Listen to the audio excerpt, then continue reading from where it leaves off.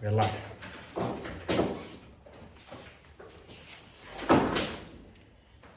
And can you also start to plug this in for me where I usually plug the TV? And the phone or your computer? Oh wait, that Yes. one. Oh, I'll follow it. I will follow it. Just. Well, I just need.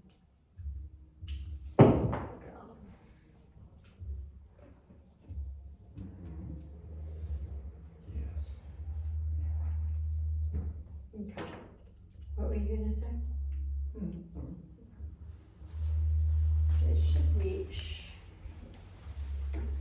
So I want to talk a little bit more about compositional devices, because we started composing just hearing what we heard in our heads.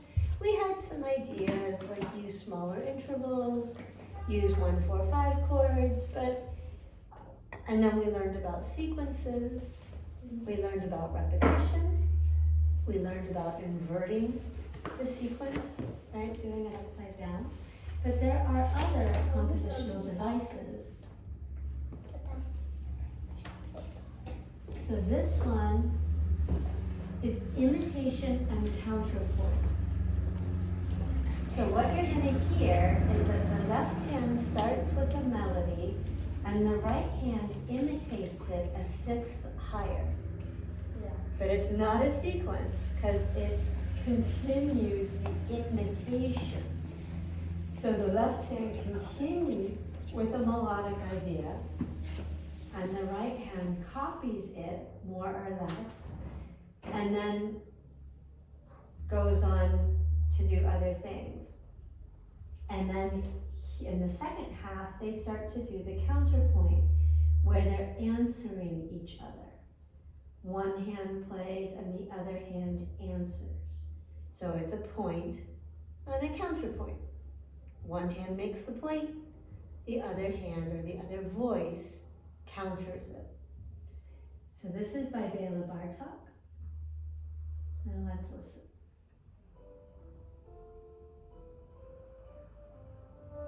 But that's not the beginning.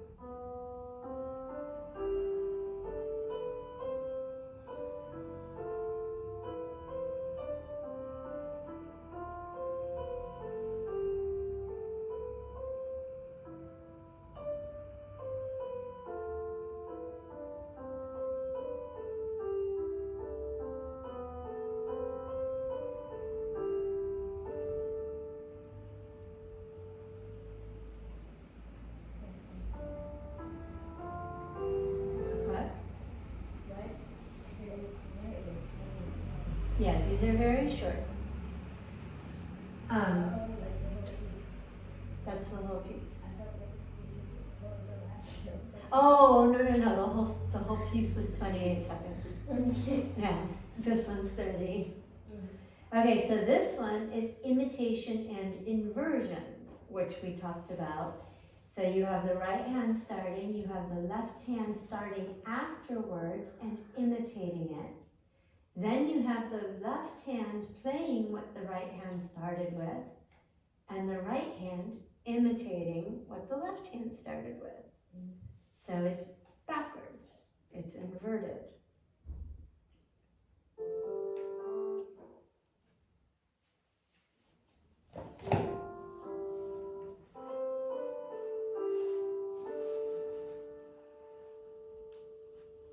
There's really not much pause in between.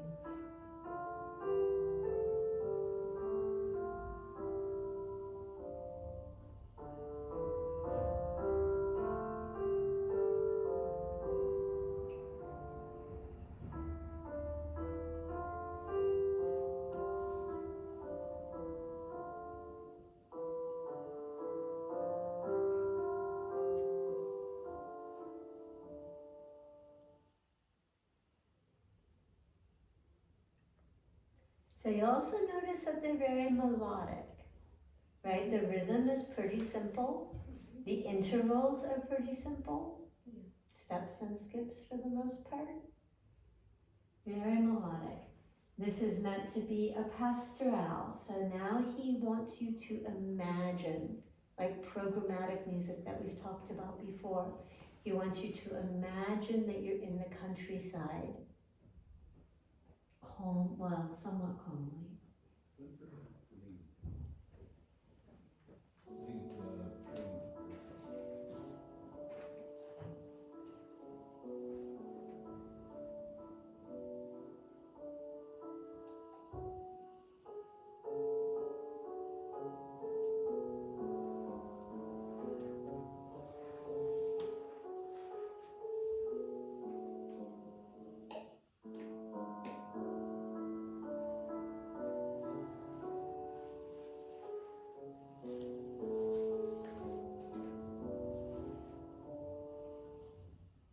Also, we're in the key of A.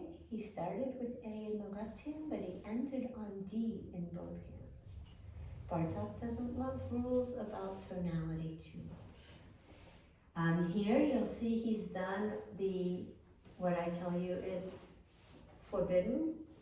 He's given you one sharp, C sharp, because it's Bartok. Okay? Yeah, so it's not one sharp F sharp, it's one sharp C sharp. It's not. It's not a key, it's a melody that uses one sharp F sharp. C sharp. Or C sharp, sorry, yeah, see, I've been saying one sharp F sharp for 50 years, so that's what comes out of my mouth. So this one is imitation, and then also inversion. So when you get to the second line, what the left hand started with, the right hand starts with. And what the right hand imitated, now the left hand is imitating.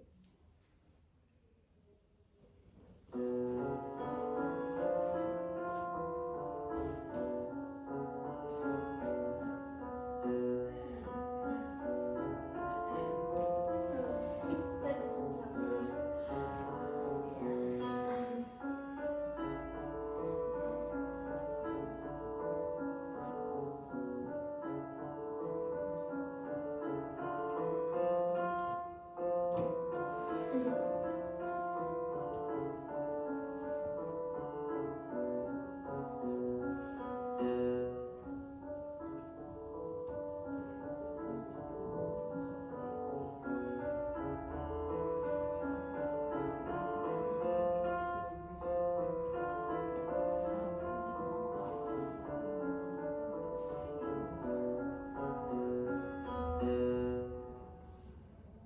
What is this, It's a sforzando, it's like an accent.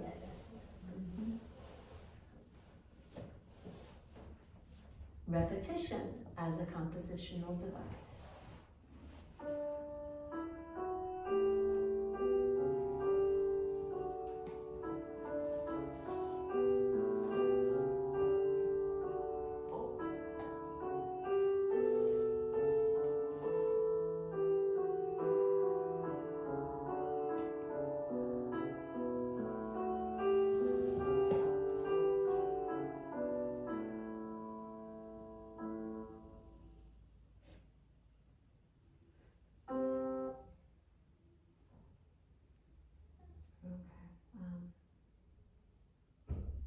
Syncopation, who can remember what syncopation means?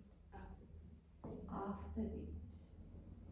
So mostly this is accomplished by the use of ties, right? So it's not with the eighth breath, it's not an aggressive syncopation, but nonetheless, you're moving on the weak beats of a measure, not the off beats. But the left hand has, What? the left hand has to do. Yes, although even here left hand ties, but mostly it's moving on a weak beat. We've been studying syncopation as moving on the off beat, where you're on a subdivision of the beat. But he uses it simply as the weak beat because in 4/4 time, your first beat is strong, your second beat is weak, 3 is strong, 4 is weak.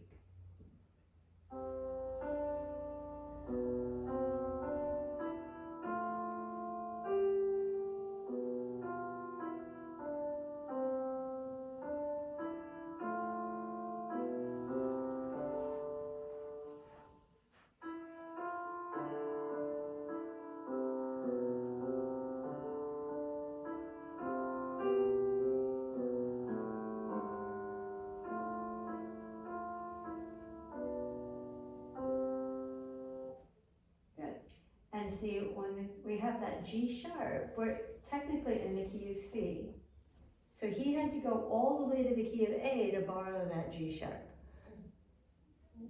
Myra doesn't approve, right? It was very dissonant. You have, in traditional composition, you have to justify the non-key notes that you use. You can use them, but randomly going 3 keys away for one note really is very dissonant. And it's a hallmark of Bartók. And as we move into modern music, 20th century and 21st century music, there's more and more of that. Where composers, it's literally called atonal music, where they disregard the rules of tonality and they write atonal music. But when you're learning composition, you have to learn the rules, and then you can learn how to break the rules.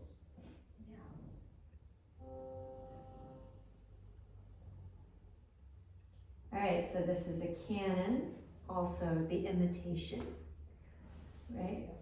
2 equal voices are introduced, one begins later than the other. And in this piece, the second voice is 1 octave away from the first voice when it starts, so that's why it's called the canon at the octave.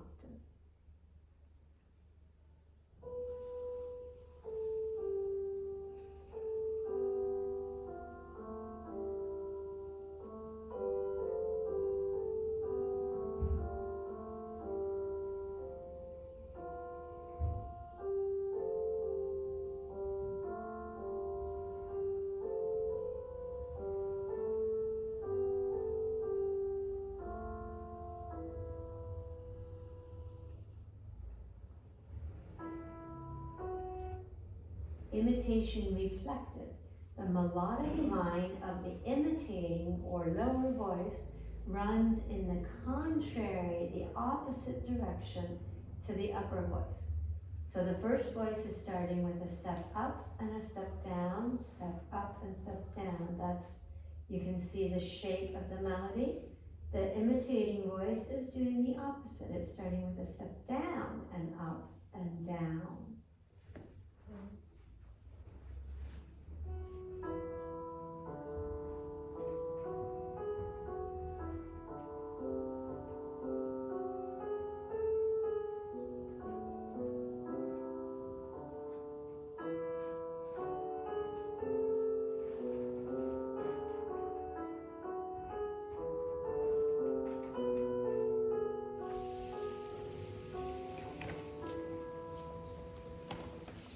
So in all of these examples, we've had 2 melodies, right? We haven't had a melody with a harmony where the composer was thinking vertically, right? So this is called polyphony. Everybody say polyphony. Many voices, right? So it's not a melody and accompaniment. It's polyphony, and you could use any of these compositional devices with multiple voices. So if you had a choir, for instance, where you had a soprano high female voice and an alto low female voice and a tenor high male voice and a bass low male voice, you could have 4 voices. And you could take this compositional idea for all 4 voices. Why is he in the key of C and then he just adds on? Because it's Bartók. But at least he starts with the F sharp. He never gives you the C sharp. And he starts on E. So I would argue that it's probably not in the key of C. Bartók liked to use what we call modes, which is what we had before we had keys. But that's a conversation for June. Because we're busy in May. We will visit modes in May, huh? Yeah, but you guys are working on a 16 measure piece. Yeah. And May you'll be finishing it still, I think, because of the holiday and the concert. Yeah. So in June we can talk about modes.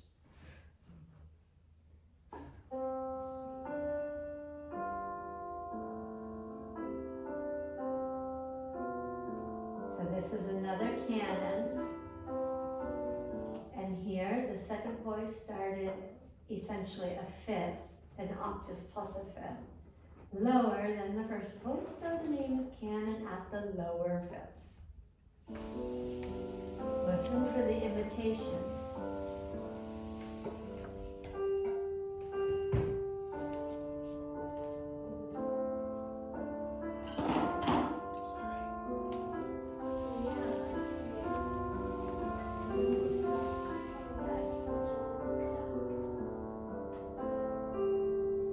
It's quite difficult to write it so that it continues to work.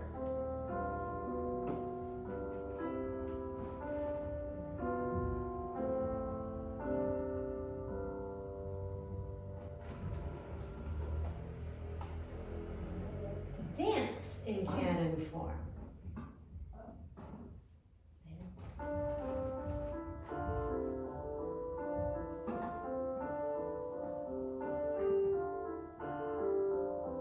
These accents are a big hallmark of Bartok.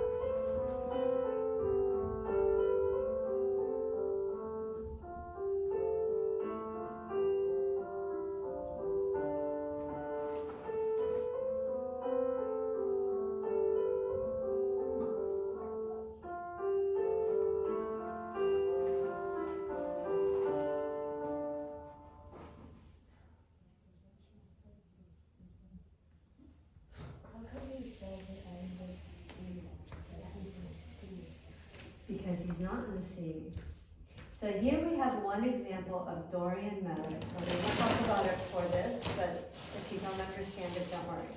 So a Dorian mode is the idea that you're playing. So when you play from C to C, you don't use any black keys, right? And that creates a whole stochastic formula.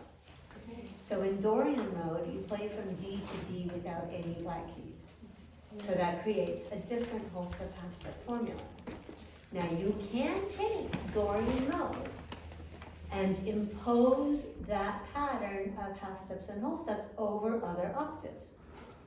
Just like you take the C scale and you impose that pattern of whole steps and half steps to make major keys, right? You take that whole, half, and you start on E, and that gives you 4 sharps. So in Dorian, you could take whole, half, well, let's just look at it, right? If we start on D, whole, half, whole, half, whole. So it creates a different pattern. So you could take that pattern, but start on F. And then you would be composing starting on F, but in Dorian mode. So in the same way, when we were using Dorian mode a whole lot, we weren't using major and minor. So the C to C octave was Ionian mode. They all have Greek names. So for example, C to C was Ionian, D to D was Dorian, E to E was Phrygian, and so on. Okay, so we will listen to one example in Dorian mode. So you can think of this as being a different tonality, like major, or minor, or Dorian.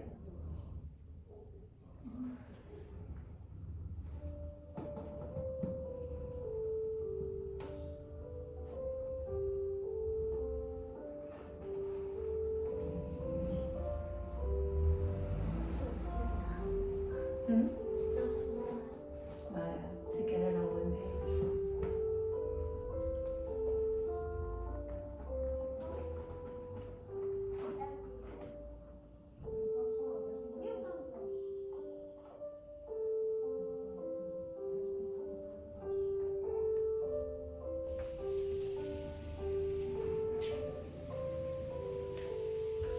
I think you could also say it's a little contrapuntal.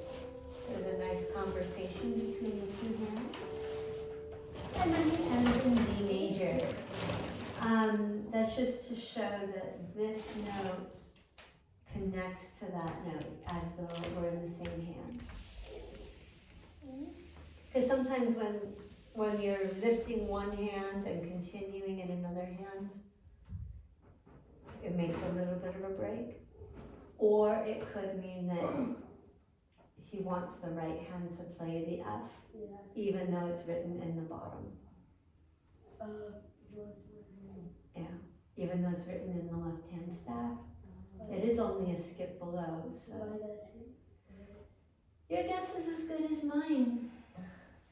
Okay, so now it's time for composition. Myra, can you turn off the camera, please?